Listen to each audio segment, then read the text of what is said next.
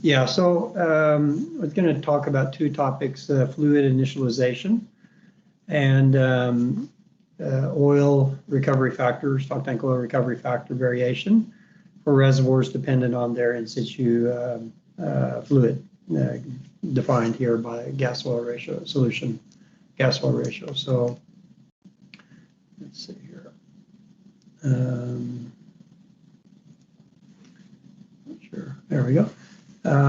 And for the most part, I'm going to refer to two papers on fluid initialization, the paper by Larcher and myself, SB 63085 from 2000, and the second regarding this paper by Kamshwar Singh, Evan Favor, and myself on this influence of the reservoir fluid on depletion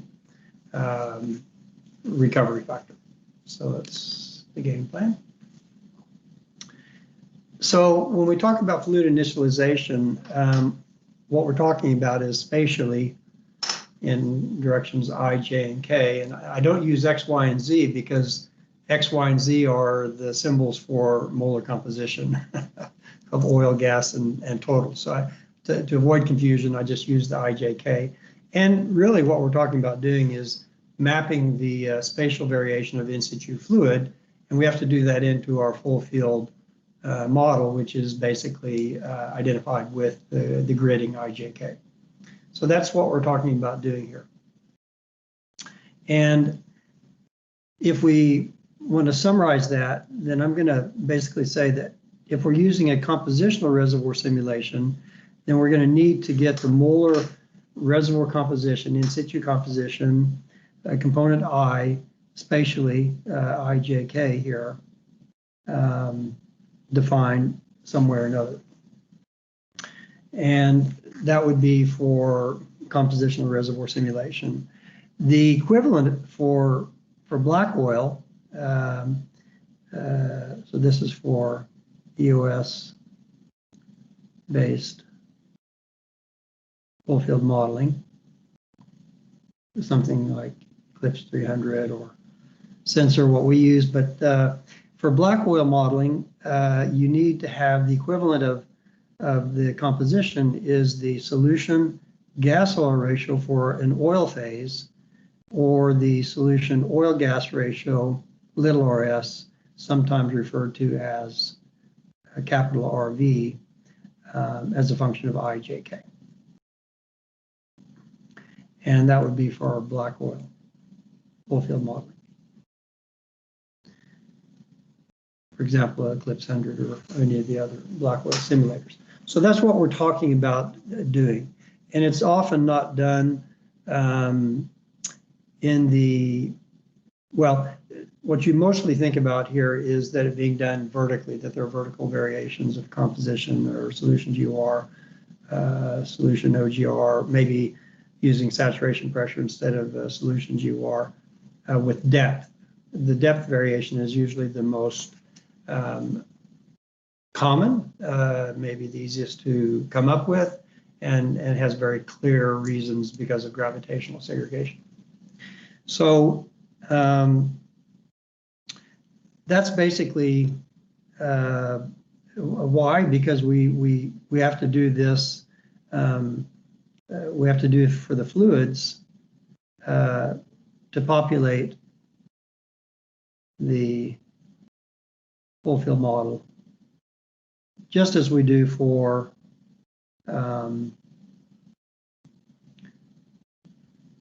petrophysical properties, permeability, porosity, water saturation, for example, temperature perhaps, but usually it's isothermal. So we're doing the same. That's really why we're doing this. We need to have initialization of the fluids. If we have a gas oil contact, so you have to tell it where is it gas above that depth, where is it oil below that depth, and so forth. So are there any questions then about what we're talking about? Hopefully it's kind of clear.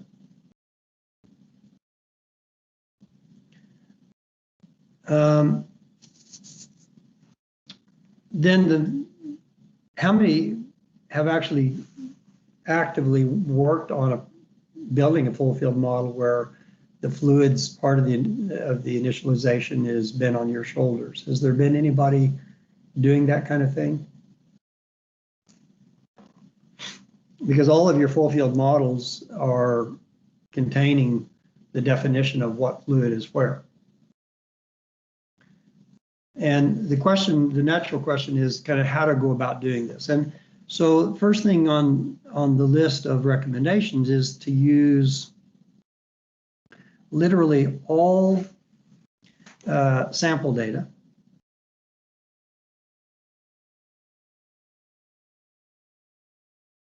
Okay, and really what do I mean by sample data? I don't mean just MDT samples or samples where you have measured PVT measurements, but those would clearly be on the list. So this would be like compositional data from an open hole formation testing tool, maybe MDT or RCI. So that would be one type of reservoir composition, and that would be specific to a given depth, a given exact IJK point in the reservoir. You could also have traditional bottom hole samples. That would be from a production interval that's been producing into the well bore and provides the fluids collected during wireline bottom hole sampling. Or it might just be recombined separator samples. Okay, these are basically the three sources of what you, at least in this case, you know should be representing a point in the reservoir.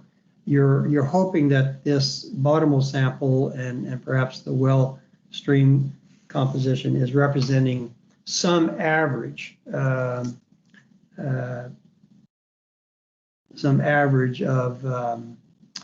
fluids in the producing interval.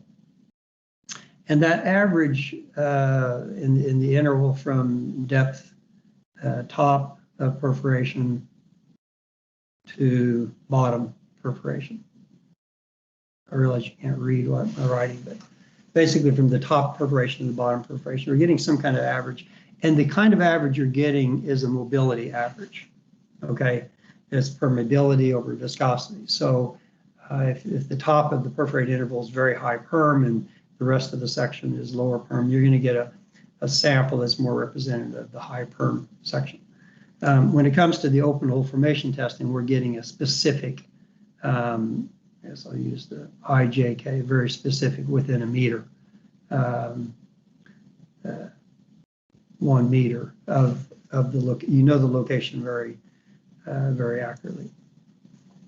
The second type of data that we're talking about is just simply from well tests of discovery, exploration, delineation wells, but any kind of production test that has a producing GOR that's been metered.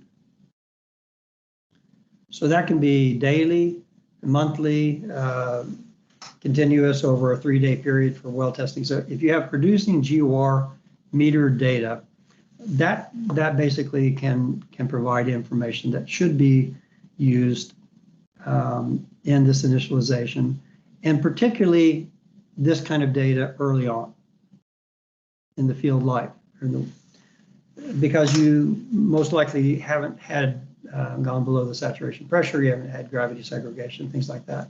So basically your producing GOR may be similar, close to, or equal to the in situ solution GOR.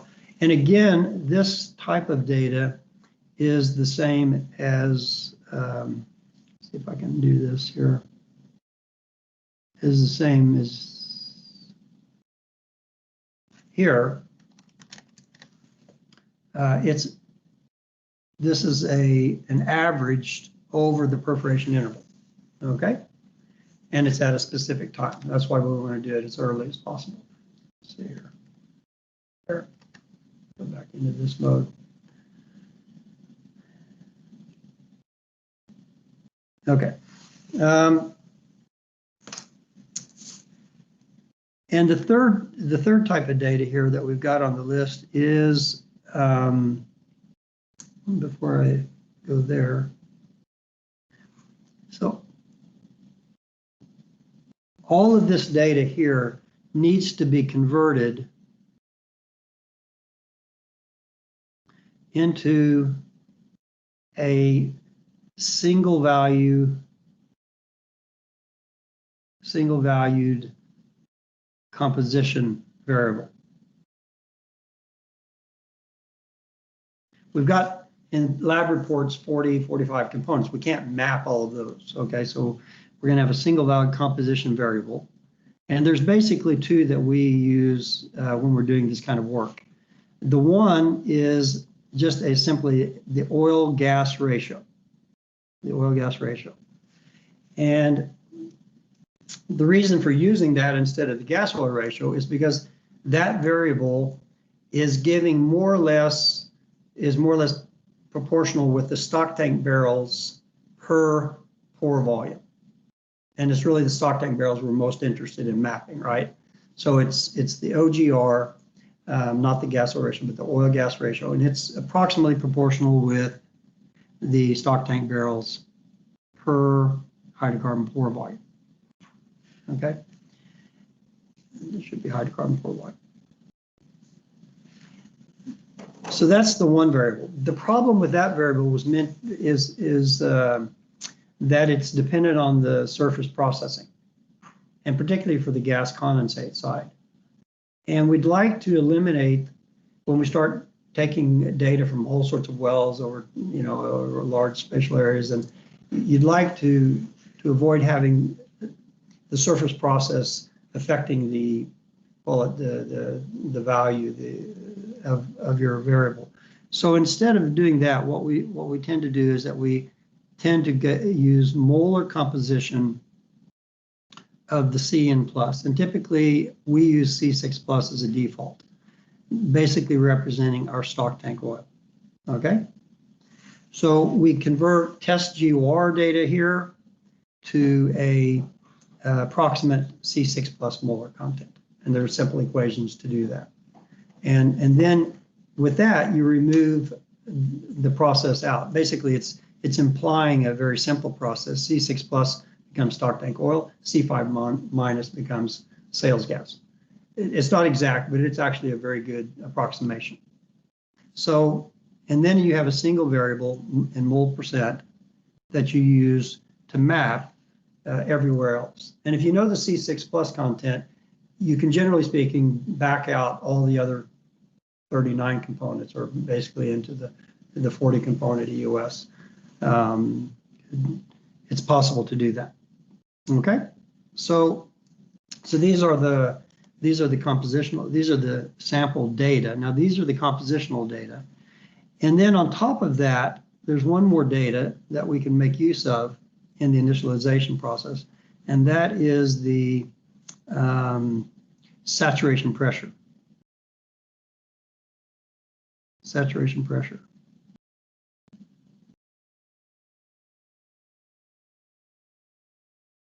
Yes, and that could be, and we would not only have the value, but we would have whether it's a dew point, a gas, or a bubble point oil.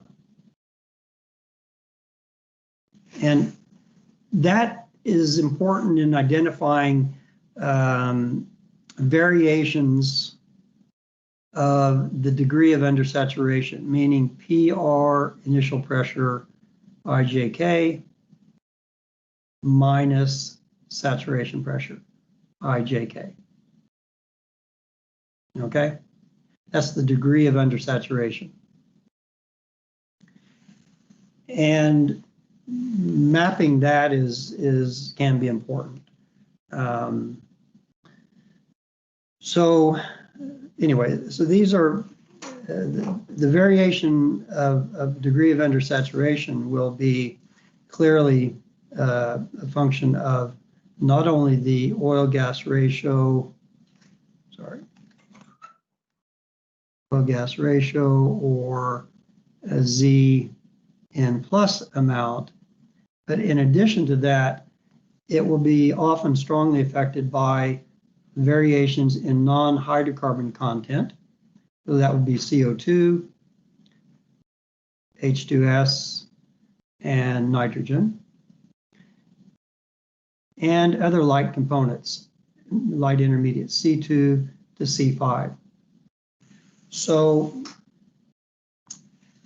if you have, let's say, parts of regions or some layers that show more biodegradation, so you have much lower values of C2 to C5. Otherwise, the C7 plus is the same. Maybe the methane content may be very similar, but you're basically void or missing a lot of the C2, C5. Does anybody know what that will do to the saturation pressure?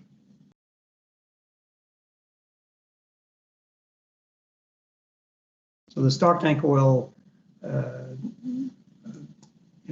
may be the same everywhere, but if you have a variation in these light kind of intermediates, basically the lower this value is for biodegraded oils, the higher the saturation pressure, be it dew point or bubble point, either one.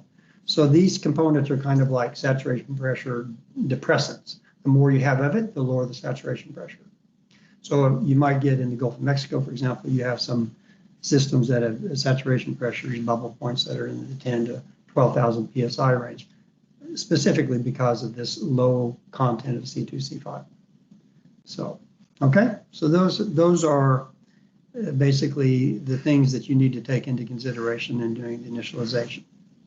So are there any questions then about this kind of strategy? We simplify by having a single variable that we map. This is what we recommend. Get this to right. Okay. The mole percent of the C6 plus content, C6 plus. Saturation pressure, you use all wells, all sample data where you either have a direct compositional data that may estimate reservoir composition or producing gas oil ratios early on in the life of the field. Okay. So that's the strategy. Curtis, just a question there that I think might be interesting for the audience is, you've been involved in multiple studies like this throughout your life. How often have you, after you've done a fluid initialization study, been called upon a few years later to update the fluid initialization study? Is that something that happens frequently, or is it more seldom? Let me just finish this. Yeah.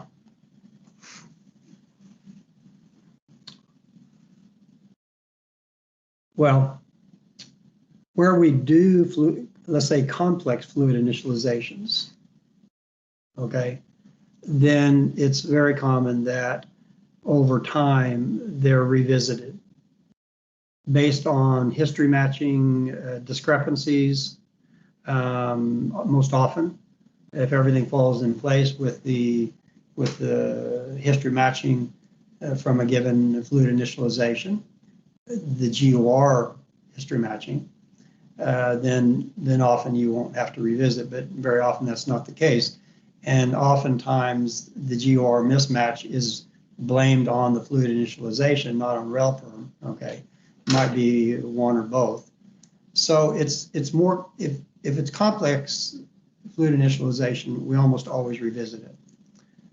We've done so in the Colombian fields, the foothills, Cupiaga, many times over the years. We've done so in Kartakanajak, KPO, and Kazakhstan.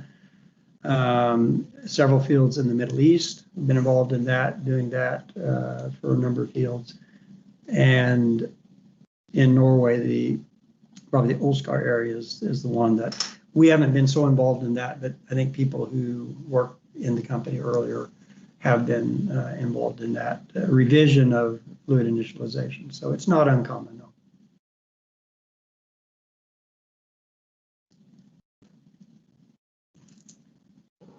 Very good. Thanks. Okay. So then if we look at the lateral spatial variations, then there's very little to tell you about because there's very little published. What is published, I probably don't know, small fraction of it. It's mostly in the geochemical publications. And it's mapping variations that of fluid description, fluid composition that we don't take into account in our reservoir simulation. So basically, if you see lateral spatial variations, which sometimes one will see, you have to just do the mapping using these two east-west coordinates, easting and west northing. I don't know what they call them. Colleague Singh has done this for a number of fields in different around the world, where we try to do mapping. The problem is that you have to do the mapping in the east-west, north-south direction at a given depth, so you don't start mixing variations caused by depth variations. So it's a complicated process. If somebody's really interested in that, then you can maybe take an offline discussion with Singh, who's done that in a number of fields. But basically, you have to try to get, at a fixed depth, you have to try to get as many data in the lateral direction and try to map it out. It's not usually easily done. What's more common is that you have fault blocks with no flow barriers. That fault blocks can have quite different compositions at the same depth. But there's not a lot here to really talk about.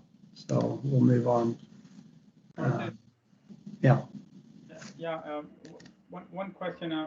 There are several authors that they have tried to link maturity and GOR on the geochemical background, right?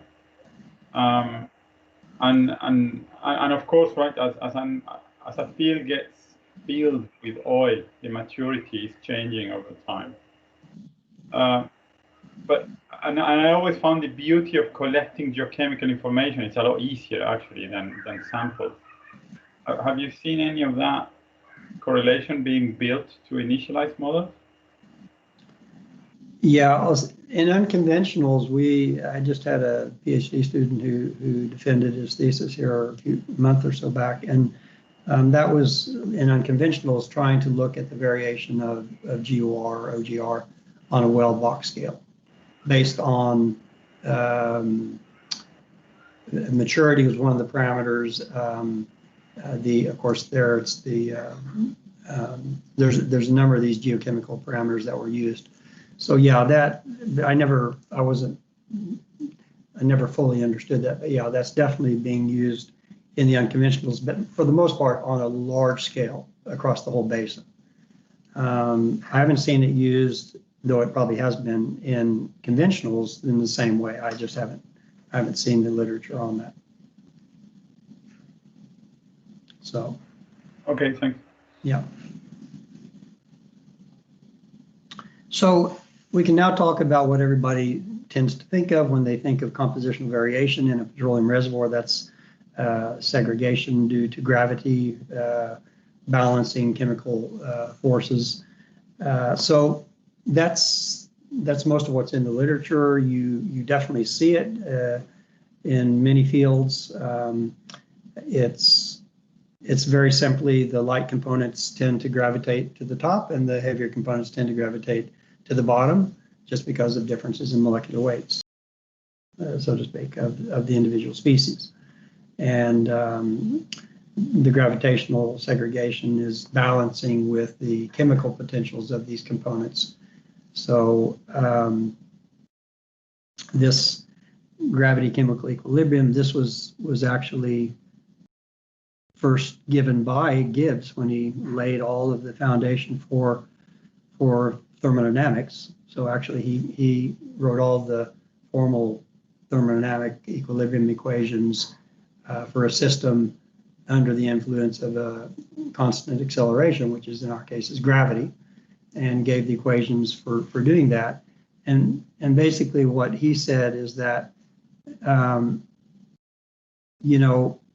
analogous to in a petroleum reservoir where pressure increases with depth, well, you don't get Darcy flow going upwards, right? Because higher pressure at the bottom, lower pressure at the top.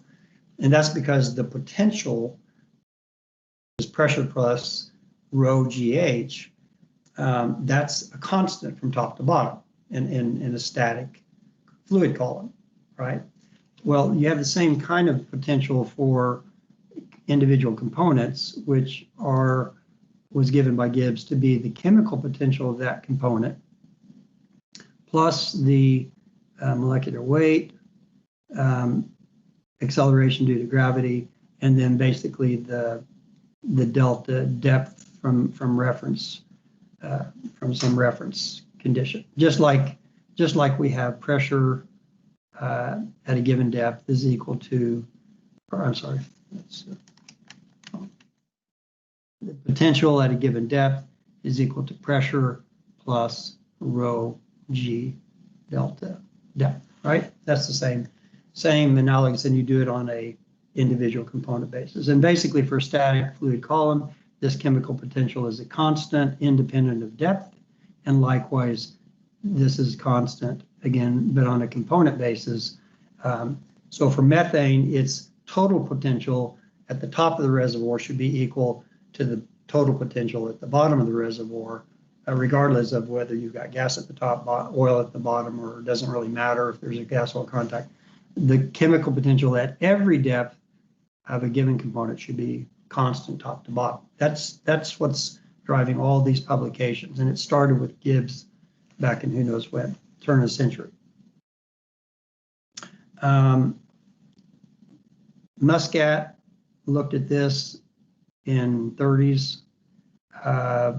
Then he made some mistakes because the models he had for calculating chemical potential back in the 30s was so not applicable to reservoir conditions that the conclusion that you should not expect compositional variation with depth was wrong.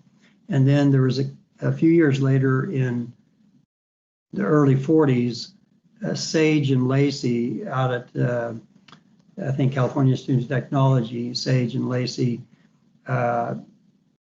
corrected Muscat by using a more correct chemical potential model and showed that, yeah, you could actually compute that one might expect significant variations of composition with depth, which is what people found out was the case. So he got it wrong, they got it right, but nobody really cared about it or did anything about it until in 1980, Tom Schulte from Shell published this classic paper where he used a cubic equation of state to make the calculation. So basically he had a very accurate model for chemical potential, and he made the calculations, and he made lots of important and interesting observations about grading systems in a petroleum reservoir. Several examples from Shell fields in the Middle East, in Oman, the Birba field, I think, and he mentioned also in that paper the Brent field in the UK, North Sea. So it's kind of the beginning of doing these calculations with cubic equations of state. So this is a go-to paper for sure. He also talks about something in that paper that's not discussed much in the industry, and it should be, and it's certainly booed by people like Calcep, and I don't understand why, but he showed very clearly, both computationally and later Shell did experimentation that showed that the aromatic compounds in a petroleum reservoir fluid could cause much more severe depth variations. And for example, API variations, stock tank oil density variations with depth. If you in fact modeled those aromatic compounds independently. What we normally do, we group together C7 has benzene and then the normal C7 compounds, right, and isomers. We put them all into a single compound. When you do that and you do the calculation, you don't get much variation of the C7 compound pseudo component. But if you include benzene by itself, normal C7 and maybe other isomers as a second component for C7, and you have a C7 aromatic and a C7, let's say, paraffinic, then you start seeing much bigger variations, not only of those two components, but of other components as well. And basically everybody's ignored that. And nobody really provides that in commercial software that gives a characterization that allows you to separate out the aromatic compounds, maybe for C789, but not for all the heavier compounds, where it becomes even more important, the really heavy aromatic compounds. So that's something that's hidden in there. It's very important. And Tom Schulte, by the way, was one of the two on the defense committee for Lars Höjer, who looked at this compositional grading problem in his PhD work. And Tom made that comment in the defense that you guys didn't look at this, and I very clearly spelled it out that you should look at it. In other words, all the characterizations that we had used in Lars's work had single carbon number fractions in the equation of state. I felt ashamed because I hadn't guided Lars to look at that, and we've done that for a number of fields where splitting out the aromatics had huge effect on the calculated API variation with depth. One of them is Ursa and in the Gulf of Mexico. There's a bunch of these fields in the Middle East. If you don't do it, then you don't get the variation of API they see in the field. Okay, so that's yeah. A couple of questions here. I think Gerardo and Thomas has each their question. We'll start with Thomas. Okay, thank you. So one question regarding the oil reservoir with biodegraded oil, how this gravity chemical equilibrium works then? Because I can imagine that closer to the free water level, we may have more bacteria and the process is going slightly differently than the upper part of the reservoir. That's right. What you do is that you create a boundary condition near the water contact where you have, in a sense, a changing boundary condition of composition, right? Okay. And it's just like transport of any type. It alters the component transport over geologic time, and so what you get is a system that's not in final equilibrium, because final equilibrium in 1 billion years might be that the microorganisms eat up, who knows what. So it's not a final equilibrium system. It's a system intransient to some other new equilibrium. And at geologic time, when we discover the field, it's what it is. And in the case of biodegradation near the water oil contact, it's just a boundary condition that is controlling what is close to the boundary and what's above. Okay, thank you for the explanation. Sure. Gerardo, I think you also had a question? No, I got my hand up for a mistake. Okay. And by the way, the Duqan field, the largest onshore oil field in Qatar, is a good example of that. It's like a gas cap initially saturated, GOC, saturated oil at the GOC, and 40 kilometers away at the not very much deeper is the other end of the field, and apparently with a very active aquifer in that area. And in that case, it's not biodegradation, but it's water that's leaching out the methane. And so it's very undersaturated at the one end of the field, more or less at the same depth as the other end of the field where it's fully saturated. So it's just, yeah. Now, the other literature that gives you some background about this type of variation, the type of expected variation of saturation pressure with depth, GOR with depth, and so forth, was outlined in a paper we did simply to try to map out for a wide range of reservoir fluid types, a wide range of degree of undersaturation, saturated GOC, gas oil contacts, undersaturated. So it's kind of a mapping paper. There's nothing really, there's an algorithm given to do the calculation more efficiently, but it's really just mapping out the degree of variation you might expect in a given situation for the isothermal case. It also talks about the non-isothermal, which we'll come to down here, because Paul Bellery did a large study in the Ecofisk area to try to understand the compositional variation seen in the Ecofisk field, which exceeded that of the isothermal gradient. And so he looked at possible thermal diffusion as a mechanism. So that's also mentioned in that paper as well. Then Larsch, he looked at, again, the thermal part and the isothermal part.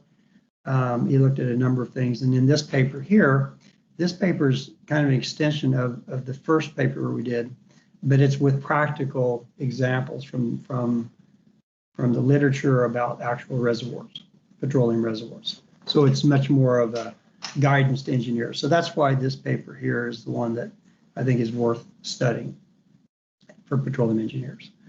There are many other papers, most of them are referenced in our papers. And then after this 2000 period, most of the papers that are in this domain deal with thermal diffusion type issues, okay? And some of them are shown down here. When it comes to this thermal equilibrium, there's an early paper by Montel, who had, I think, several other papers later and later. But the one where Paul Bellery had looked into this, and we discussed that, show some calculations of that for the Ekofisk area. Larsch looked into it, and then there's a paper by Pedersen. I'll show you some of the results in that paper using similar models to what Larsch and Paul Bellery had used. But so I'm going to talk a little bit about that. There's some others, particularly one by Gorayeb and Firzabadi. And also some of the people at DTU, they didn't publish all of it, but they did some work on that prior to Pedersen's paper.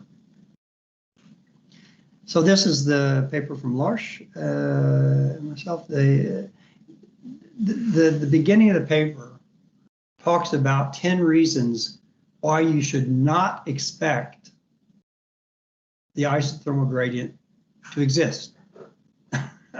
Okay, so there's 10 very good reasons with references to examples in fields where they basically well, composition variation can result for several reasons. So the first one, this is the Gibbs isothermal model. Okay, thermal diffusion can either increase the variation or counter the variation caused by gravity. So thermal diffusion definitely can cause mass transport of individual components in a temperature gradient like we have in petroleum reservoirs.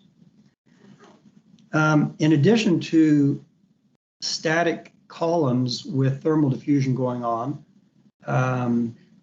where the diffusion is actually a mixture of chemical diffusion, which, basically what's going on here, if you have isothermal system, is that you still have diffusion, but it's being driven by the chemical potential, the diffusion times the gradient in the total, not chemical potential, but the total potential of chemical plus gravity. So that's the driving force. So when this total potential becomes equal top to bottom, then there's no diffusion because that term here is zero, okay?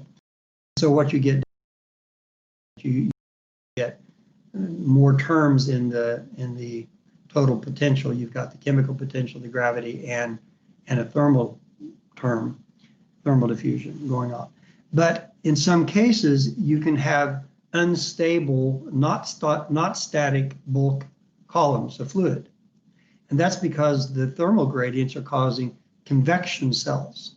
So you get convection cells, and that actually creates an extra mixing, kind of like stirring in the kitchen, stirring slowly with a, if you just boil your soup, you can see if you just don't touch it, you'll see the convection cells, the soup coming from the bottom to the top, and that's kind of these convection cells that you can get in a petroleum reservoir as well. Very few papers on this, and very non-predictive even, because that becomes a function of permeability, heterogeneities, including fracture systems. So it's, but it is what we believe one of the reasons why in naturally fractured reservoirs that you often see no compositional variation where the gradient models suggest you should have a strong variation. So natural fracturing is a way that nature can mix the fluids in a system by the thermal convection mixing. Okay, another reason for variation is migration and equilibrium distribution of hydrocarbons is not yet complete, as the time requires diffusion over distances of kilometers, maybe tens and millions of years. That's the case we were talking about, water washing on one end of the field, biodegradation locally in certain parts of the reservoir. So you get boundary conditions that are changing over time. This dynamic flux of aquifer is already mentioned. Asphaltene precipitation during migration may lead to a distribution of varying oil types in the high versus low permeability layers, because gas migration will definitely go through the high permeability layers. That gas migration may trigger the precipitation of asphaltene and tars locally, and so you get slightly different oils in those layers than you have in the neighboring layers that have fluid communication, but they're got a little bit different oils. An example of this, they think, is Oseberg, where if you take samples, and if you look at all the oil samples in Oseberg early and as a function of depth, you see a large variation in bubble point, but quite an unexplainable variation of bubble point in those samples for a system where the sample should be giving representative bubble points of where they're sampling. And what they see is there's a lot more variation than you would expect. And there's several papers discussing that this is what went on in the Oseberg field. Varying distribution of hydrocarbon types, paraffin aromatic within the heptanes plus fractions. So a good example of this is the Malampaya field in the Philippines, I think. It was Shell operated, Oxy I did the work for them there. In the gas cap, you had a much more paraffinic. You could calculate the C7 plus Watson characterization factor in the gas cap was like around 12, and in the oil it was around 11. And basically the only way to get that, it was high perm and everything was in equilibrium, was to include components, single carbon number components that had some with paraffin, some with aromatic, so that, and when you did that, you saw this stock tank oil being more aromatic in the oil than in the gas cap. The biodegradation, we've talked about that. You have some of this in the world's largest gas condensate field. That's the North and South Pars fields, North Field and South Pars, and also in the Gawar Kuf formation, which is a related formation to the North Field, South Pars. There's a good paper, SP paper on that in the Saudi Arabian Gawar gas condensate field of Kuf. Let's see, regional methane concentrations that may lead to neighboring fields having varying degrees of gas saturation, neighboring fault blocks, which may vary from saturated gas oil systems to strongly undersaturated oils. This we saw in some fields in Algeria, where you basically had these fields all the same formation, but there were anticlines connected, common aquifer and everything, and you had this big gas reservoir over here on the right, and basically as you went from east to west, you saw that each new anticline had decreasing gas oil contacts, and finally the one had no gas oil contact, and the last reservoir had a highly undersaturated oil. But all the oils were common sourced, and you had this more regional methane variation, which could explain that. Multiple source rocks migrating differently into different layers and geologic units. A great example of that's a big field in, I think it's called Villa Futura in Italy. They've got 3 structures all connected. They've got a tar mat on the bottom. The one structure is compositionally grading from gas to oil, undersaturated contact. The middle structure has a saturated gas oil contact. The gas cap is a hydrocarbon gas, and the structure, I think, over here, if you can see, the third structure has a CO2 gas cap. So you're getting this late CO2 charge from this direction. And you've got composition variation of the depth, laterally, late charging going on. A lot of stuff, a lot of reasons why you don't get the simple isothermal gradient calculation or even including thermal diffusion. So, Chris? yeah. Question from Gerardo. Gerardo, maybe you like to just elaborate a little bit in just words there, the questions.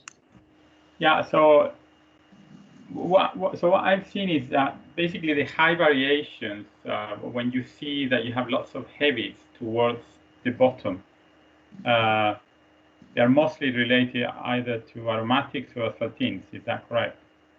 Likely. Yeah. So that's where you should put your attention into to try to understand. Yeah. Yeah. That's right. And there was a paper, a sister paper to the one in 1980 by Tom Schulte. He might have been a co-author on that paper as well. It was on the Birba field in Oman, where in the bulk of the reservoir they had this, transition gas to oil through undersaturated contact. But then at the bottom they had all this tar mat, and they were modeling this using solution theory and so forth, trying to understand, the tar mat and the asphaltene precipitation. That's discussed in that sister paper. It's complicated stuff, and to be predictive is, I don't know. I think there's one guy in Schlumberger who predicts everything perfectly. I don't remember his name, but that's what he says. Yeah, and I'd be a bit skeptical to that. So. Yeah, but he's trying to sell tools. Huh? What's that? He's trying to sell tools. He's trying to. Yeah, I think that's something like that. Yeah, exactly. Yeah. He used to be my ex-manager, so yeah, I know him very well. Right. So other than him, I think most people are humbled by that complexity of that problem. Yeah. So I just want to comment this paper by Pedersen on the influence of temperature gradient. They give 2 gas condensate examples. These are 2 fields out of thousands of fields around the world, tens of thousands or whatever it might be, where they show that their non-isothermal treatment of the gradient calculation, see, they give some compositions. This is methane, C7 plus over here on the right, the data. And the isothermal calculation is, let me just try to make this, I'll make it in red. The isothermal calculation is here. Variation with depth. And they're making this calculation from this sample here. So it goes through that. And you see it doesn't have as much variation as they see in the field. So they put in this non-isothermal model. And they calculate, what color you want to make that? Pink. They calculate this variation. And lo and behold, that looks a lot better. So it's got the thermal gradient in it. That would be, let's see, I don't think their symbols are, that would be this one here, pink. So they've got the temperature gradient, 3 degrees per 100 meters, and they've got this is their ideal enthalpy term. They talk about it. I'll show you here in a second. And then if you turn that off, then you get a result similar to what we gave in the paper with Lars. So let's show that in blue or maybe in green. And that's this one here. So if you use a different ideal heat capacity, then you get less, in other words, the thermal diffusion counteracts the gravity. The gravity is just the red. The green is gravity plus this thermal diffusion, but with well, in their case, they use 0 ideal heat capacity. It's a reference condition that's required by non-isothermal thermodynamics, which is not rigorous. It's kind of a, yeah, it's pseudo thermodynamics. And this is why Michelson said that any calculation where your choice of some arbitrary reference condition has such a huge effect, I don't want anything to do with it. Okay?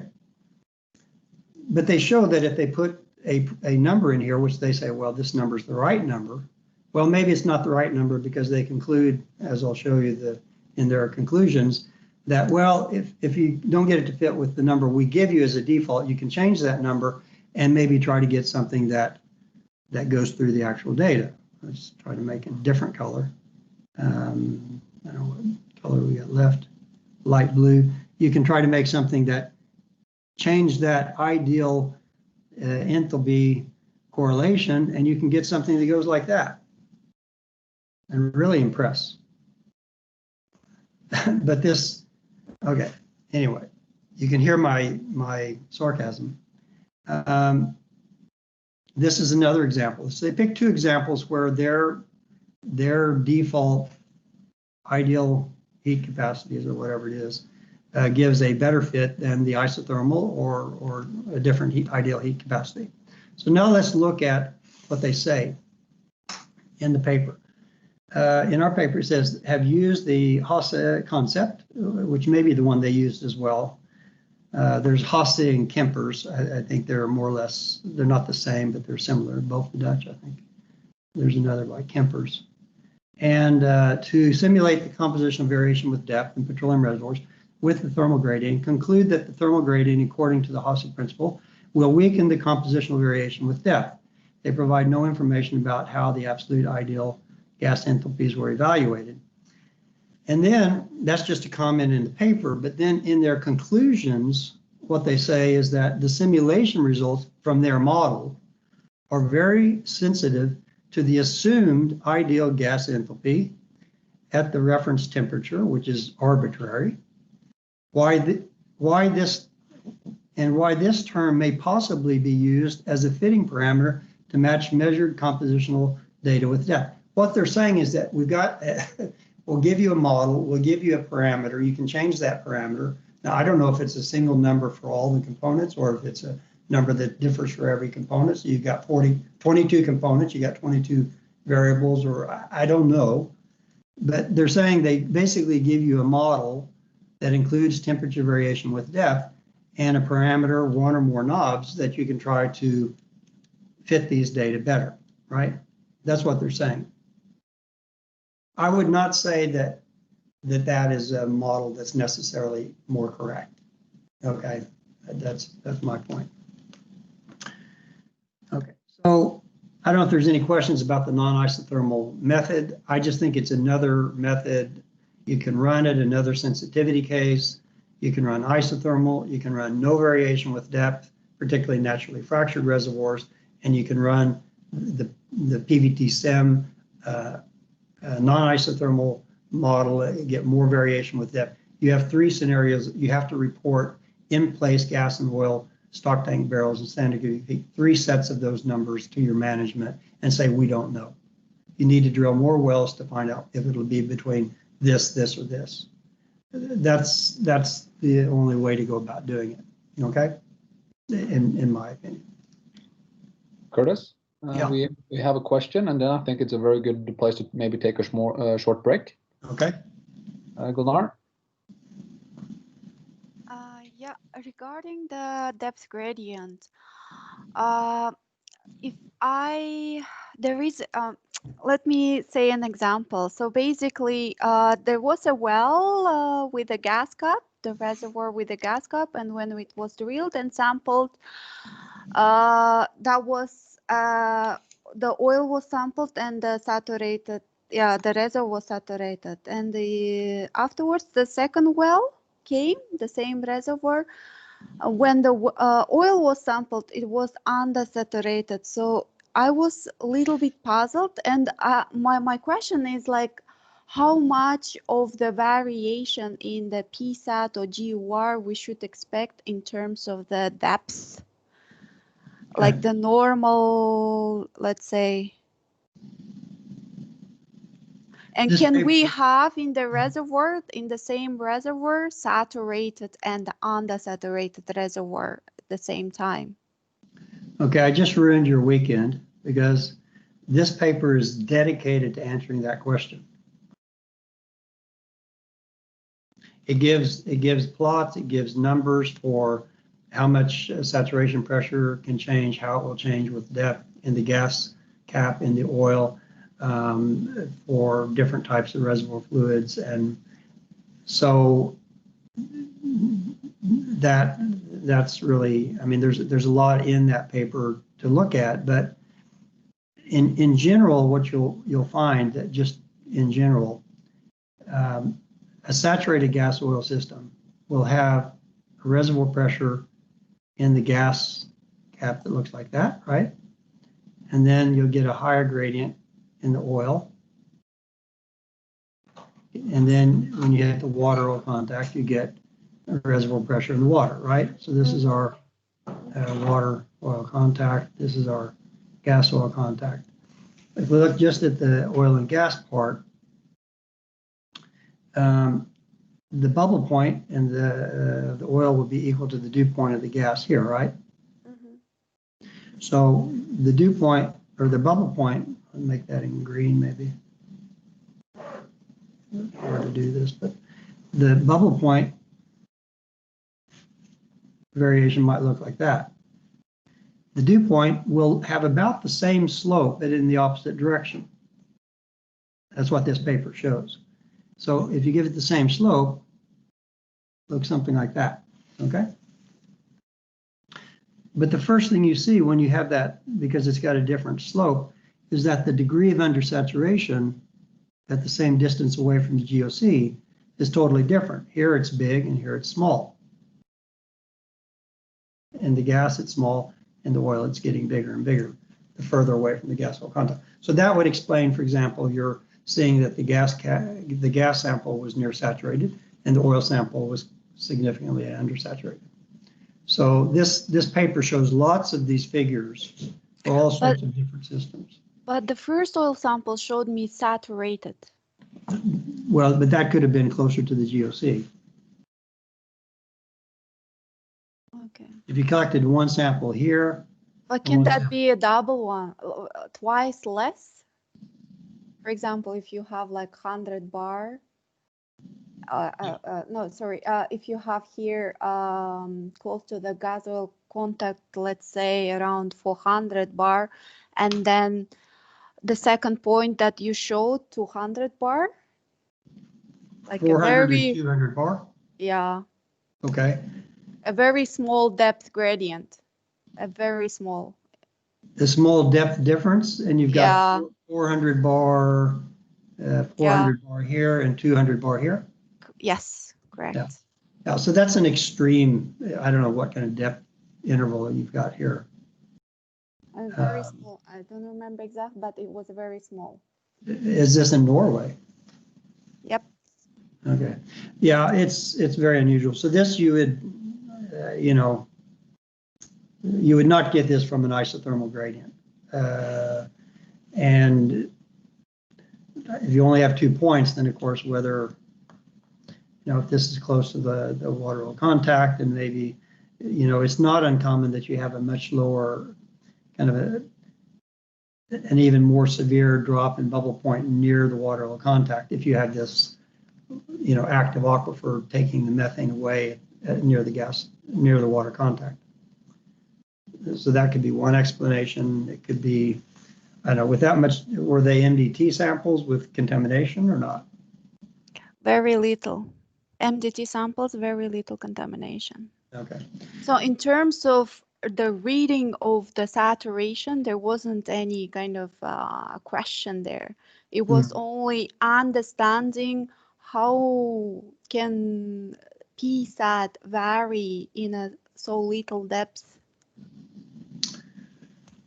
Was the API the same? I'm not quite sure. I think it was the same. Yeah.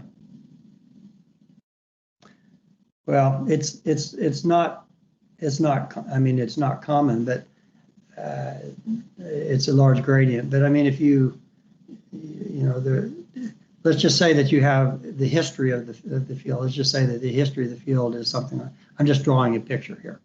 So let's say that the history of this field is so many million years back, is that you've got an oil with a bubble point everywhere, and it's an oil with a bubble point of 200, okay? And then let's say that we charge from the top, or that the gas goes to the top. So basically we charge a late charge of gas, okay? And then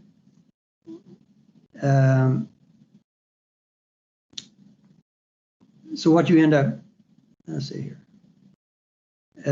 Yeah, so what you end up with is that if you have a top charge of gas, then the oil that is below here, the oil that's a little bit bigger.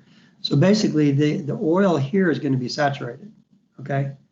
But it takes a long time for that gas to saturate this oil below, because it's just diffusion, right? So if you have a late gas charge creating this gas cap, then you could very well expect, you know, your bubble point is going to be 400 here, but that could have a very sharp grade, something like that. But then you would expect it to be more or less constant down below. Okay, here's your 200. That would be one explanation, okay? The isothermal gradient over infinite time, when diffusion is kind of equilibrated the system, that might give you this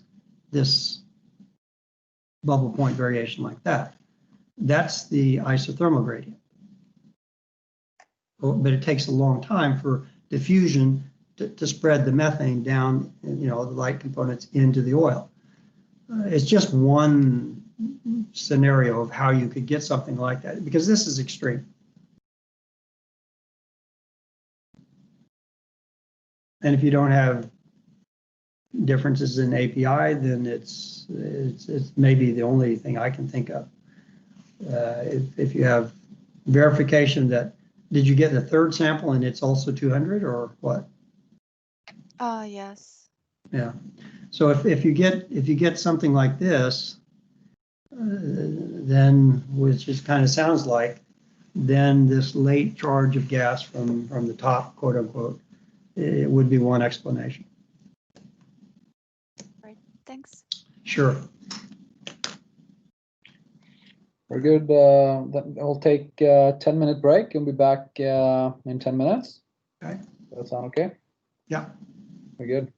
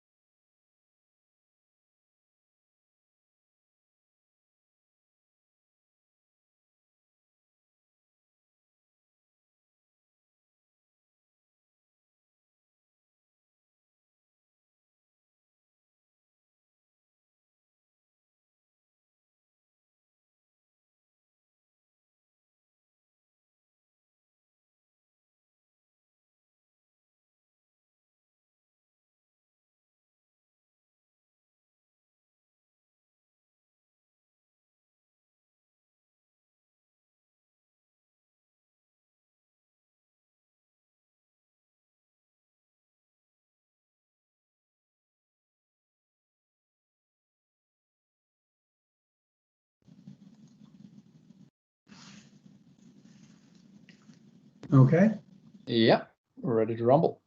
there you go. Okay, so maybe I can't see myself. I don't really want to see myself, but I'm just trying to see. Okay, I just want to see what I'm showing. Okay, so just out of curiosity. Okay, so basically this coming back to the strategy for doing mapping, and this would be used also for lateral or aerial mapping, but let's just stick to the vertical depth mapping strategy. Convert all samples to composition variables, and that's basically mole percent CN plus. Typically we use C6 plus for like a approximation of a 2 or 3 stage separator. Solution oil gas ratio, and that can be for an oil. That would be for an oil, that would be 1 over RS, and for a gas condensate, it would be little rs. Basically, just call it little r. So little r is equal to the mole fraction, or the mole fraction of the C6 plus over 1 minus C6 plus, which is C5 minus. So basically, you have one variable. You've got this constant, and I think in the monograph in the book, this constant, this basically converts moles of C6 plus to mass divided by density, gives you volume. So this basically is giving you volume of your C6 plus and at stock tank conditions. And here you're converting 1 minus Zn plus moles of the C5 minus into a standard gas volume using the ideal gas equation.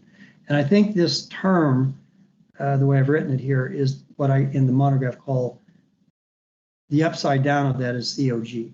It's conversion of basically oil to gas.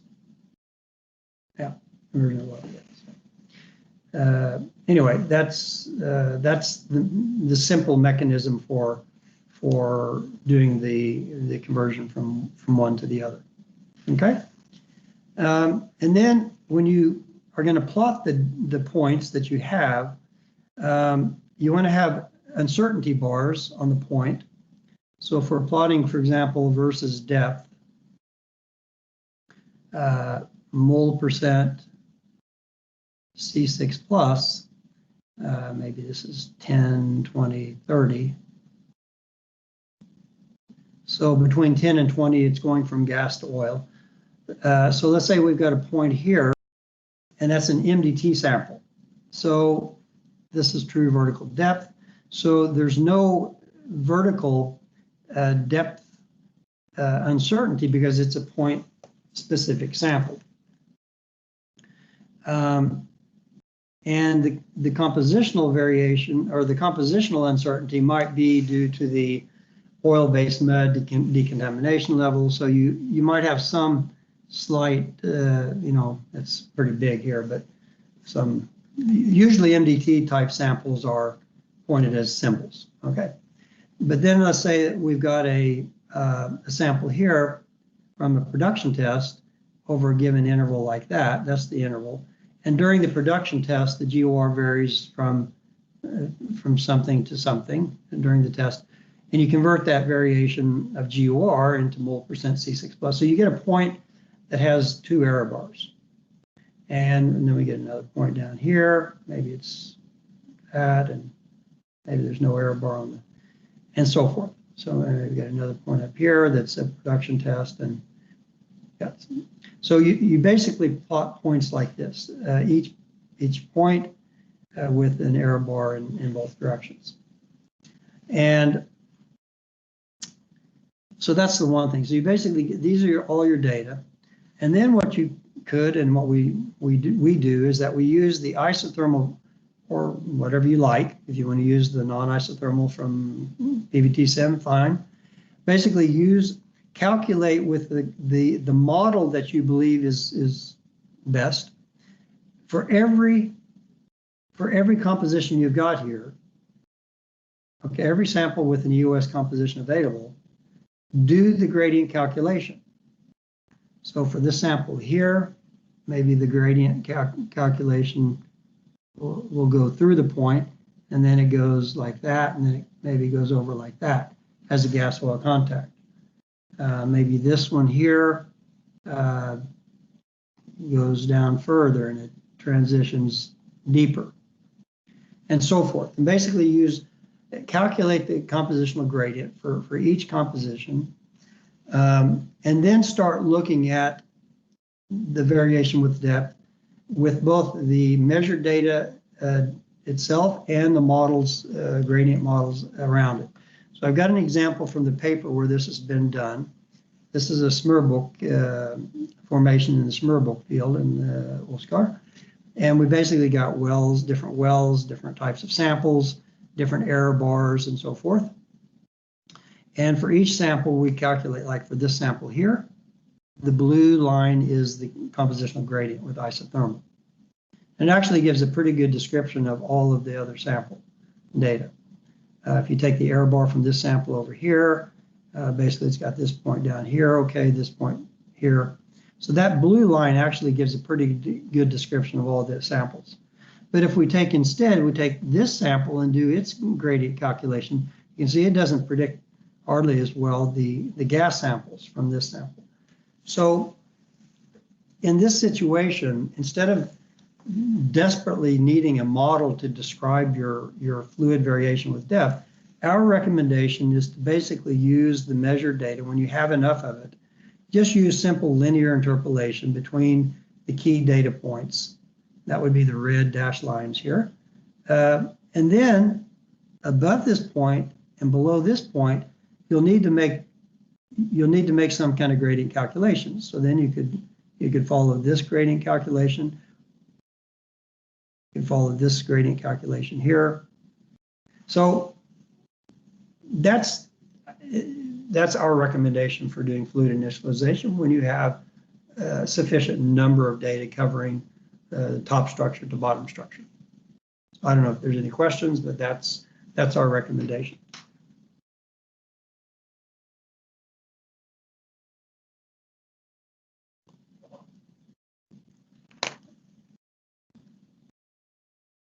You know, instead of going to the sandbox, taking your favorite, truck, putting it in the sandbox, saying my truck's better than yours. Okay. Okay. If you, I don't know what the analogy would be on,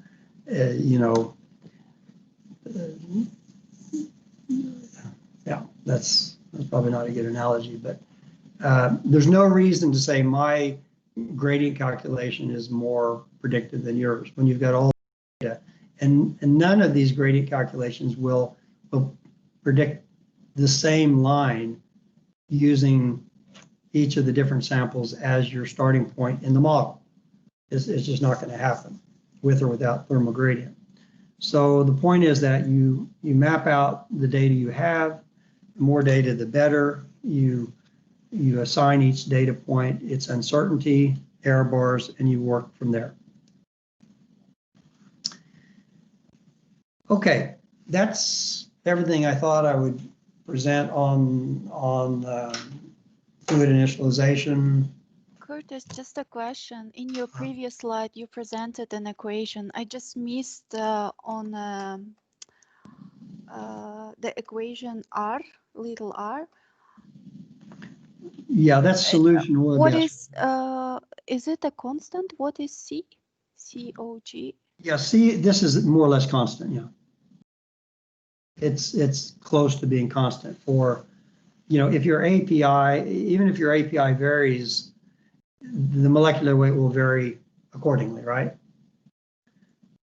So basically this C is a constant for all the fluids. You can assume a constant. And just comment on that, the COG, we talked about that the first day when we discussed how essentially the difference between the BGW and the BGD. Right. And on page number 2 in the formula sheet, the formula for COG is given there. That's equation 7.13 in the phase behavior, SB phase behavior monograph that was given on the top right of page 2 or page 3 of the formula sheet, the second page with formulas there. So that's just a note.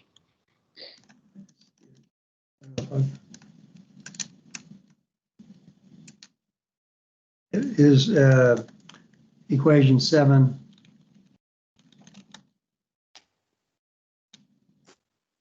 Seven 13.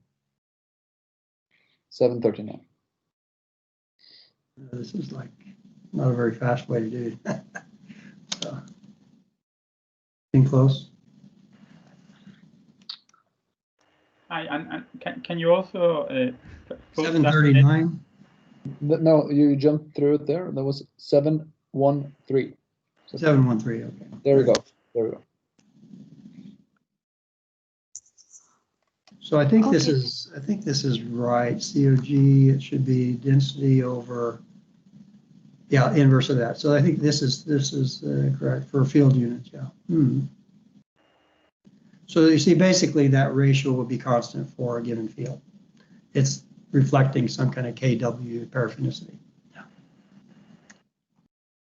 Okay. Hi, sorry, is it possible to have that publication that you just shown on Smallbook?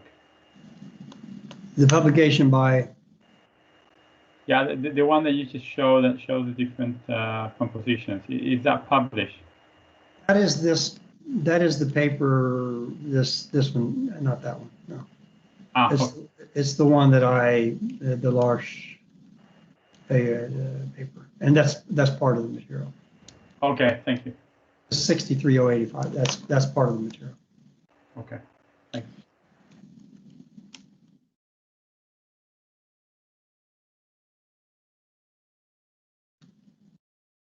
Okay. Yeah, so that's, I think it's a reasonable recipe. I think it's a good working, basically every sample you get, every well's got gas oil ratio versus time. So when we do fluid initialization, we ask companies for GOR versus time for every well. Then we look at the early data where it's more or less constant, hopefully, and then we use that data, convert it to, mole percent C6 plus, and we have another data. And that well may have a, perforation interval that's 50 meters thick. So it's got an error bar accordingly, but basically whatever fluid initialization you have, if it doesn't give you that well's early GOR, then your model is not, you'll never history match that model, right? So it's a good way to get a very good initial GOR history match from the field, doing it this way. Okay. All right. So this paper, this was kind of Curtis, Eirik has a question. okay. It's just a comment that, I mean, when we do full the sort of the lackmus test of the fluid model, that we have matched the initial GOR or CGR. I mean, that's usually in the life of time. That's often that's all we do, actually. So just to put to take it a bit down to earth. So that's right. So it's, I mean, if you indirectly, you're going to have to do this kind of anyway to get that initial GOR history match. But I mean, if you just make this a work process, kind of a workflow, then and realize that GORs are dependent on process. So don't use the GOR, convert it to a molar content, which becomes independent of the process. It's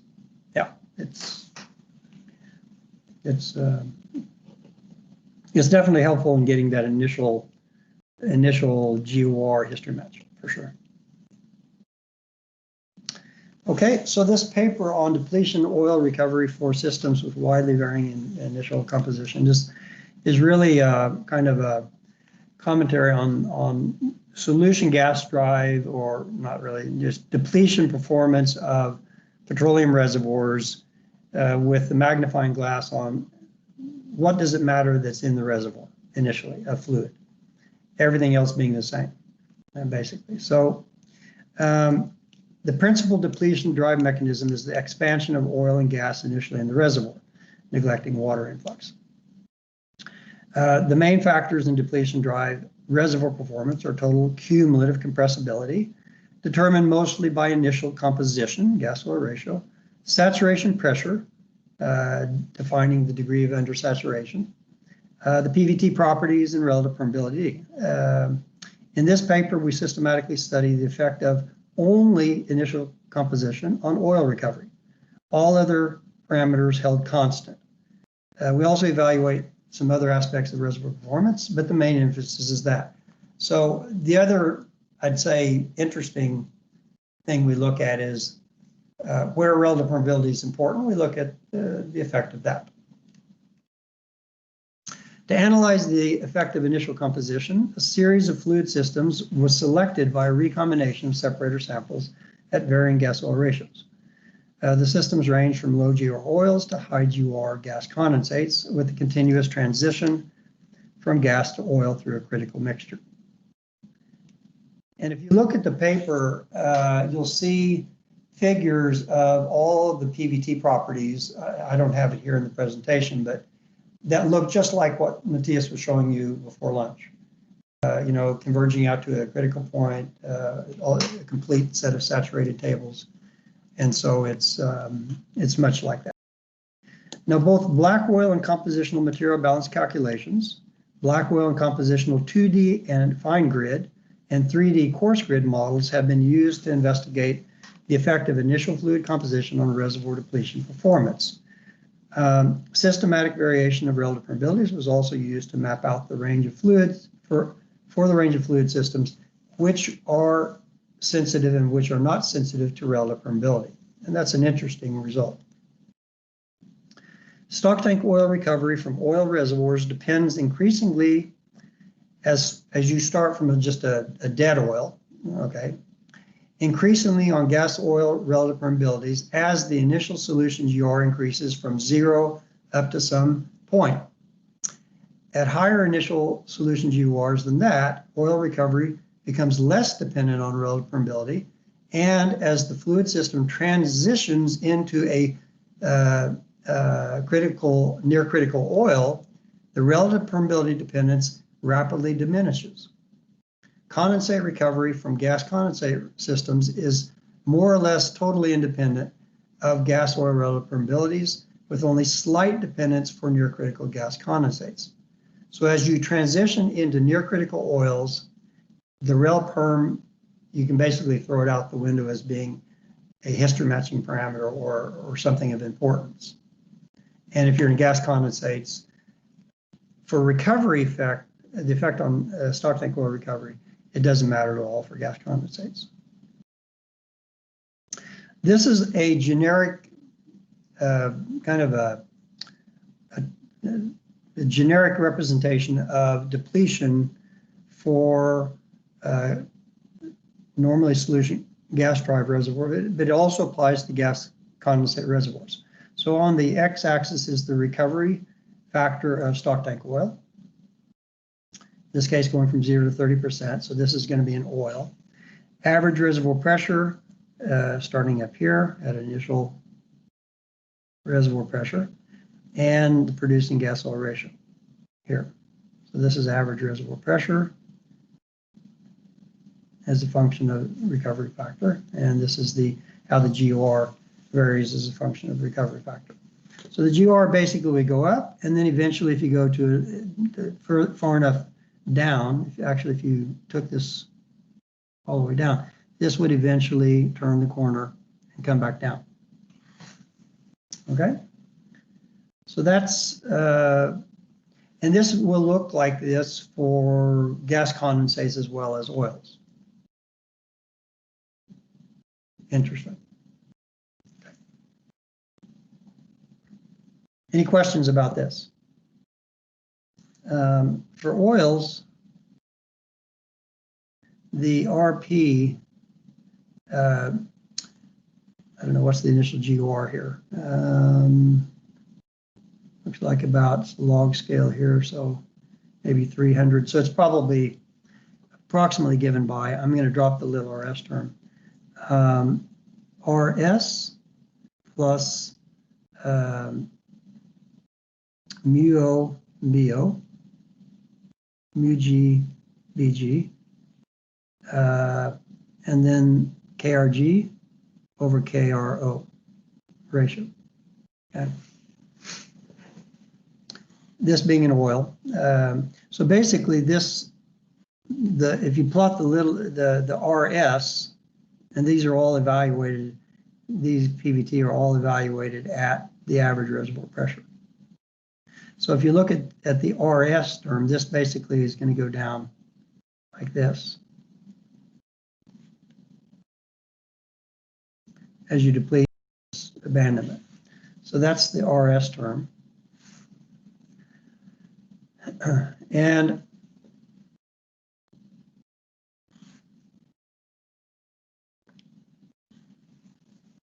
so this climb here is mainly due to the KRG over KRO increasing. Okay, the gas saturation is increasing, right? And as a consequence, the KRG KRO is increasing monotonically. So that's going to increase monotonically, even where the GOR turns back down. So why does the GOR turn back down? There's only one term in this, because the KRG KRO, that continues to increase to the very end. Oil saturation, it's shrinking, right? So that's going to keep increasing. RS is decreasing, everything. So the only reason this turns back around, and it does it at very low pressures, is because of the 1 over BG term, right? Which is basically 1 over pressure. So as you go to a low enough pressure, this pressure here, as you go to low enough pressure, that BG is finally going to force this to turn back down.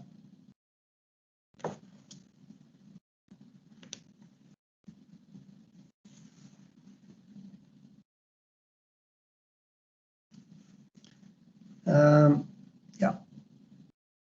All right. So now this is an important figure because basically for the simulations, we've assigned an initial reservoir pressure of about 510 bar for all cases. Okay. And what that means is that for this near critical fluid system here, okay, this is near critical oil, this is near critical gas. It's basically it's very near saturated, right? But if we go down to a low GOR oil, then we've got a lot of pressure depletion in single phase oil phase. And like if we go to a leaner gas condensate, again, we've got the same thing. We've got single phase. So this is single phase depletion.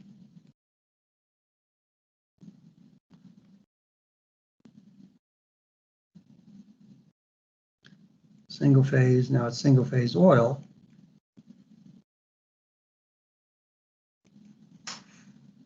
Depletion. And abandonment, I don't remember what the abandonment pressure was, but let's just say it's down here somewhere.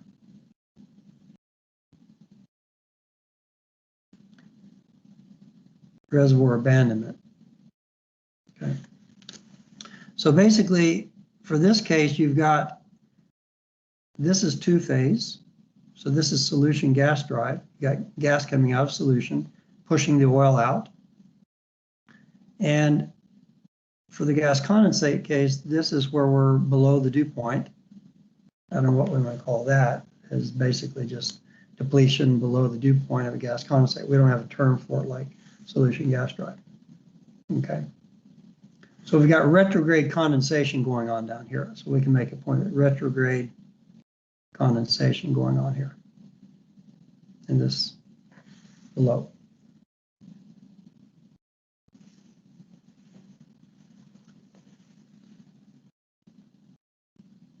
Now, single phase oil depletion is not very efficient for oil recovery, right? Because it's got a low compressibility, and basically we expect kind of relatively low recovery factors of oil here in this part here. And then once the gas comes out of solution, that gas helps increase the recovery. Okay? We see that in the previous figure. You see how the recovery factor is dropping faster, and then when you reach the bubble point, the recovery factor increases same amount in less pressure drop. Okay, so it's becoming more efficient. You're getting a lot more recovery. Had you continued down this path here, you know, the depletion recovery single phase would be much lower. So this solution gas drive is giving us a big plus for oils going below the bubble point, at least for a while.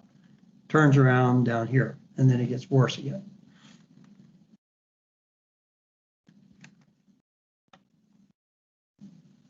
Okay, so this is good.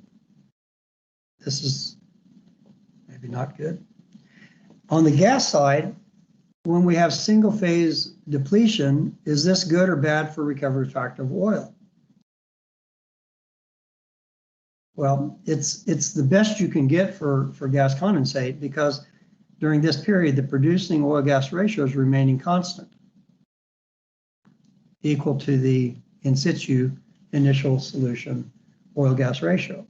So if you're making 100 barrels per million, initially you're making 100 barrels per million way down here as well. So it's a very high recovery factor. So it's a high recovery factor of oil being single phase. And when you get the retrograde condensate, that's when it becomes inefficient. You lose that condensate in the reservoir and you get less in the surface. So it's exactly the opposite on this side and on this side. Okay.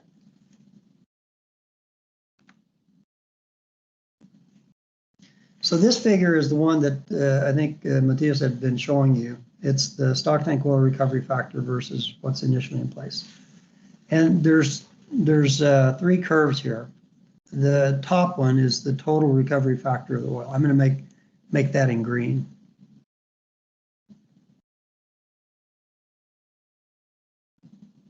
Okay, so that's this one here.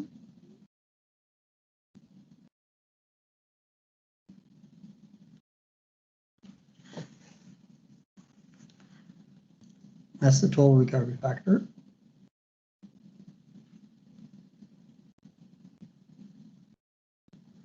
And then we've got the recovery factor that we get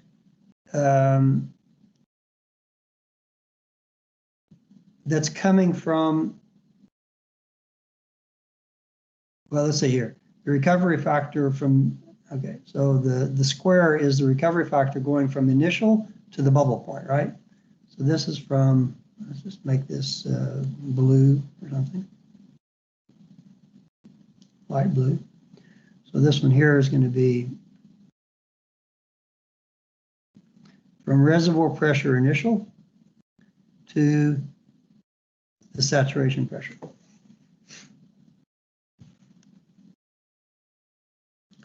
And that's this here.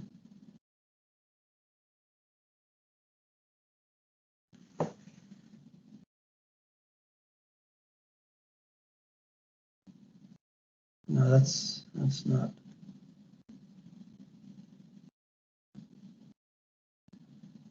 Okay, and then, yeah.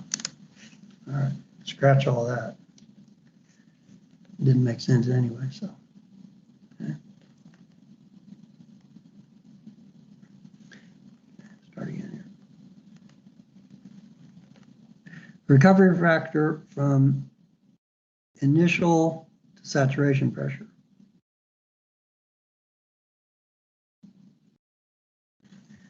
That's the blue. Yeah.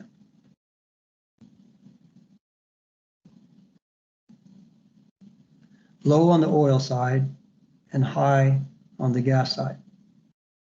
That's what I just got through trying to argue. Okay. So that's the single phase recovery.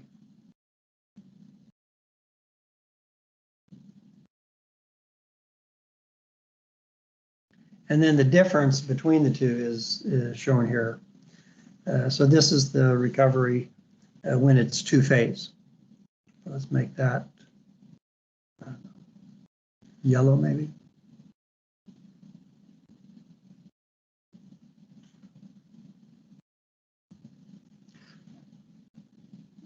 Okay. So that's this one here. So that's from reservoir pressure equal to the saturation pressure to abandonment. I realize you can't probably read that very well. Sorry about that.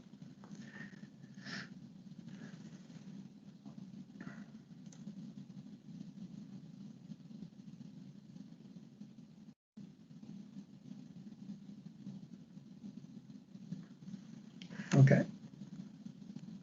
So Matthias, you have to bring back some of the points that you wanted to be made, but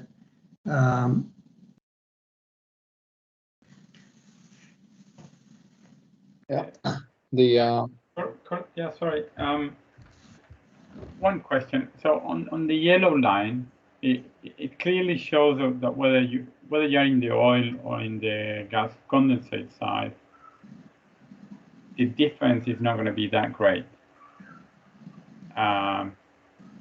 between the initial saturation pressure and the abandonment pressure. right. And that is what I don't get is we normally assume that the shape of the relative permeabilities of the gas versus the oil is quite different. So let's make one observation. Well,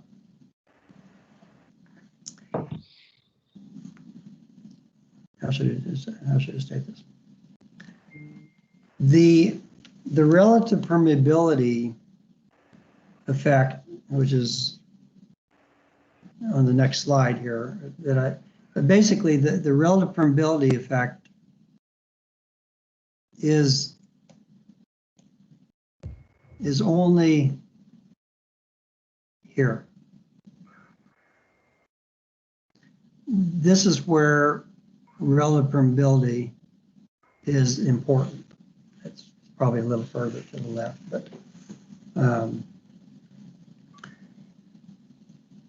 okay. Yeah. And it's zero effect beyond the critical, basically. Okay. Now, it's somewhat fortuitous that I think the shape of the two-phase recovery and the dramatic, you see, I mean, for the near critical, you almost have all of the recoveries coming from, almost all the recoveries coming in the two-phase when the reservoir is two-phase, right? Yeah. And out on the edges, very little of the recovery is coming from the edges. But what you see is it's a fairly flat function here. Yeah. So I think that's fortuitous because they have nothing to do with each other. On it's just fortuitous. It's just like an observation that's interesting, but it doesn't, I think, really mean anything. Mm. So basically, we've got no rel perm effect. And what it's really saying is that all of the recovery factor of oil comes from what stock tank barrel is in solution in the gas, in the produced gas. Okay? So we're making all of this recovery, this green here, all of this green is being made by the stock tank barrel being carried in solution in the gas and the gas flowing to the well, basically.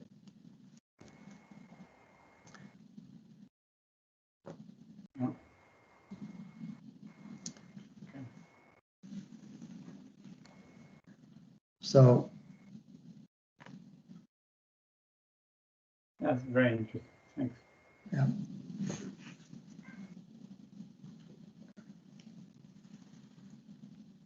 So this, little RS effect. And of course, what's happening out here is what? Out here, we're reaching a little RS. Actually, it's not little RS. This is capital.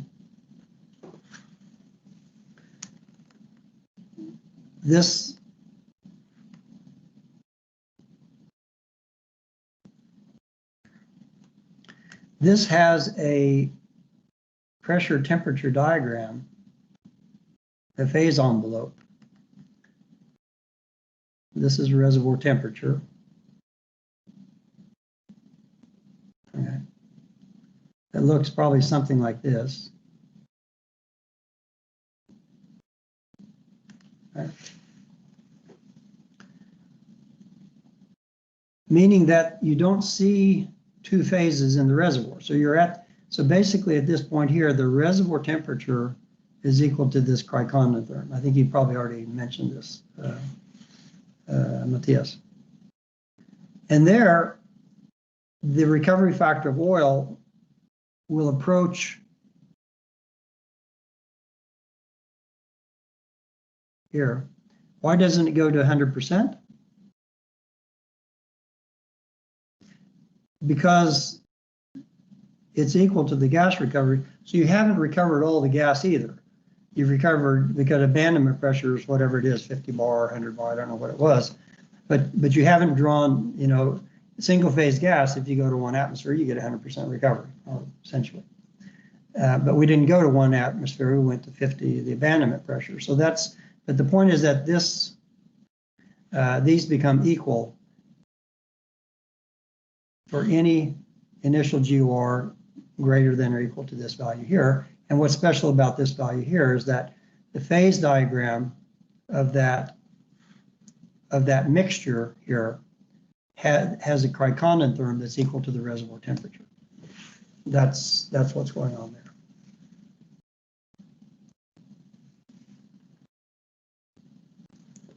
And I think maybe we talked about this, that on the left side, if you go to low enough GOR, then this curve here probably is going to look like this. That's what I suspect.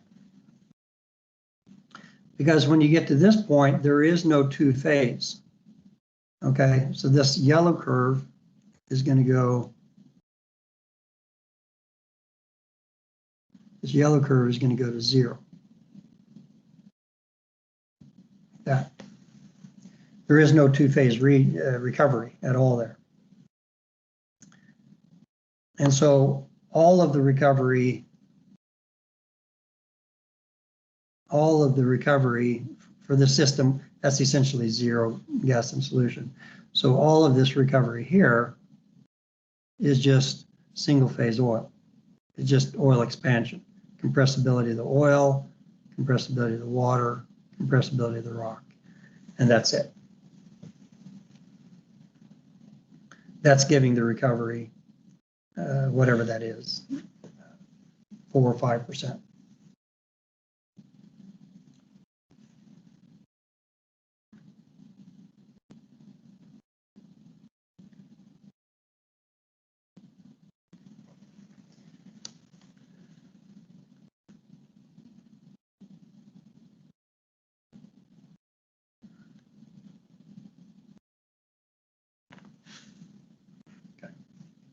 Now, this about the relative permeability, we ran with 3 different relative permeability curves. Basically, one was 0 critical saturation, 10%, and 20%. Now, for oil systems, the higher the SGC, the better the recovery, because what happens is the gas comes out of solution, it pushes the oil to the well, producing wells. The gas doesn't flow, okay? and you're maintaining the pressure because you have a much higher compressibility with the gas coming out of solution. So you're going to get the best recovery, solution gas drive recovery for the high SGC. So this is very good for solution gas drive recovery factor. Well, that's what we should see. And that's the one here, the diamonds. That's the one that's got the best recovery factor. And you see, when you get down towards the critical, it doesn't matter which of the curves you have, they end up giving you more or less the same recovery.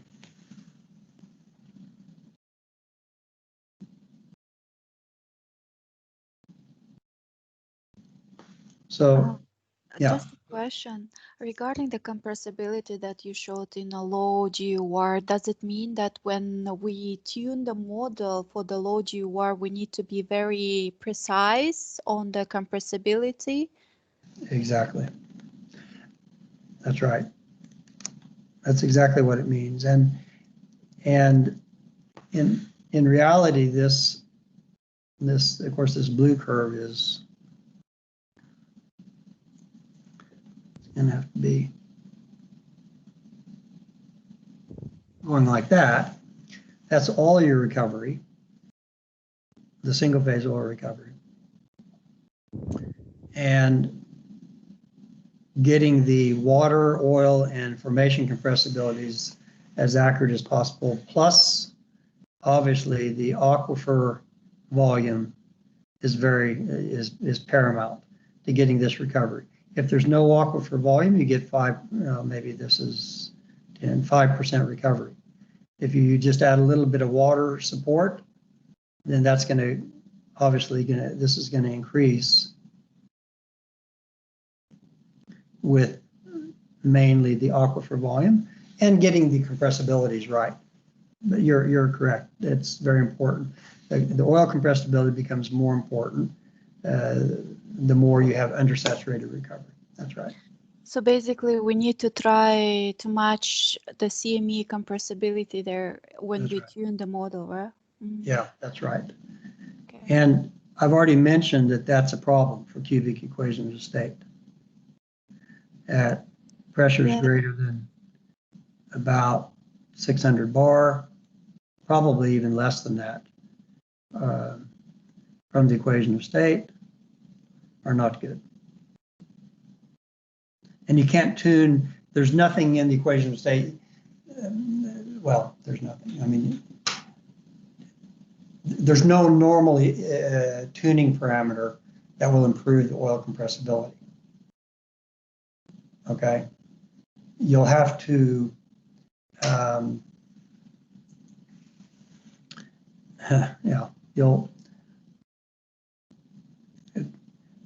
you can do it, but you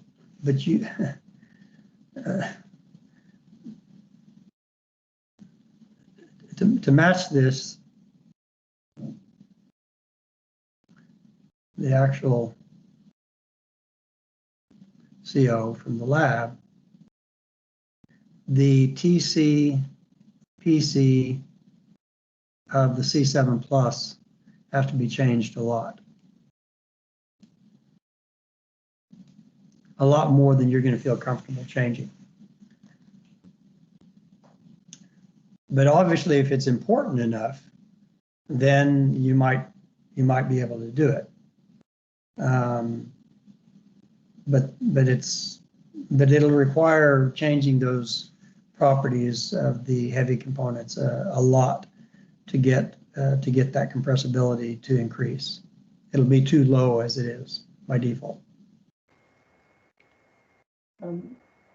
So one question: what will be the difference in any of these HPHT fields that we work on if we do the recovery factor through the analytical expressions, right? That they just use lab data, compared to what we do after working a year in our building a model.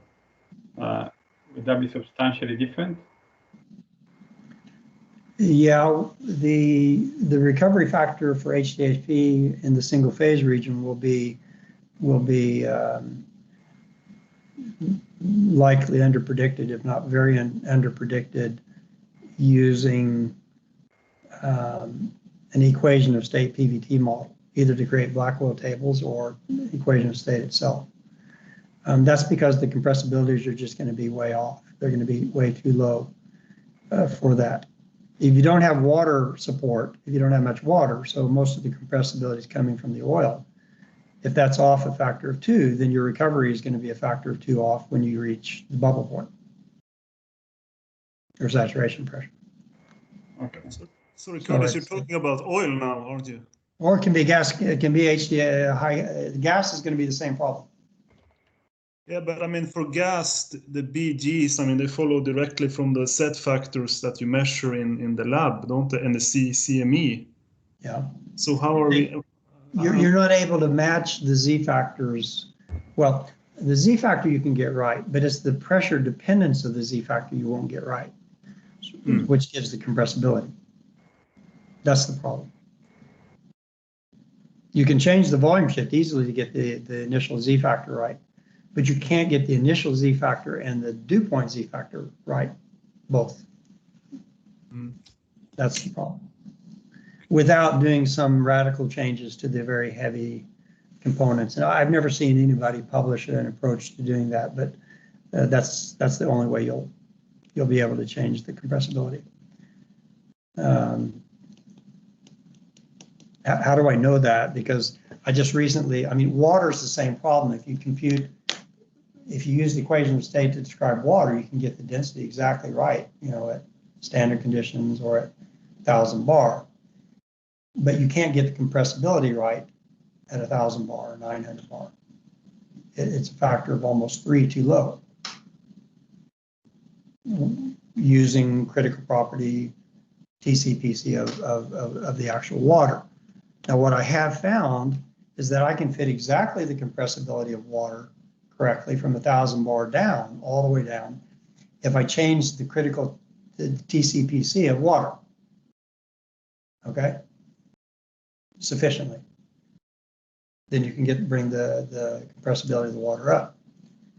But when you do that, you have to be careful when you do that, because you don't want to mess up the solubility calculations of the water in the equation of state. The other things that the equation of state does get right with water, or in this case with heavy components, you don't want to mess those calculations up by changing the TCPC of the either water or the heavy components. So you'd have to do it in a very special way. You'd have to do a very diligent way to get both effects.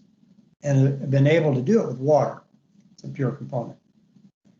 You should be able to do the same thing with an oil, but you'd start getting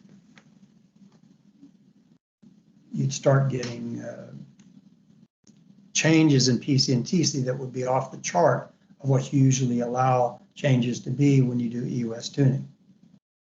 If you just put oil compressibility as a heavily weighted data in the EOS tuning, that's what would happen.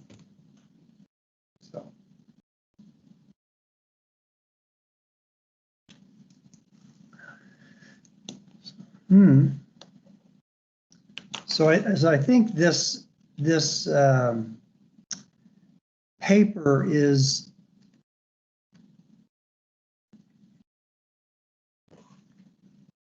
it answers questions that there's not in any textbooks. I remember when I was talking with Singh about, this would be an interesting study to make because it's not really out there. How does the depletion recovery of oil vary according to what's in the reservoir? I mean, you'd think it would be out there, right? But it's not really there. And so there was a lot of, I think that it's basically focusing just on the fluid and its effect on recovery factor. So I think it's an important paper. It's not intuitive. A lot of it's not intuitive, but it's all because of the PVT complexity it's hard to get your head around. Okay, and so I think it's an important paper, but it's not one easy to digest. It doesn't doesn't sink in after one reading. Also, if you have a professor from university when you study petroleum engineering, if you study petroleum engineering, or if you have a professor of petroleum engineering who you really don't like, and you'd like to knock down 3 or 4 notches, just go to them and ask them to draw this figure. Okay? And, you know, you'll be able to fail every one of them. I'm quite sure. I mean, unless you give them a long time to do it, and then they go simulate it, they reproduce the study. It's not even in the mindset and the understanding of, and I'm talking about all the professors. I mean, if you found one who sketched this out without, you know, thinking, he would become, or she would become, my new mentor. Because it's not trivial, all of what's going on, but it's important. So anyway, I think it's a worthwhile paper to read and reread.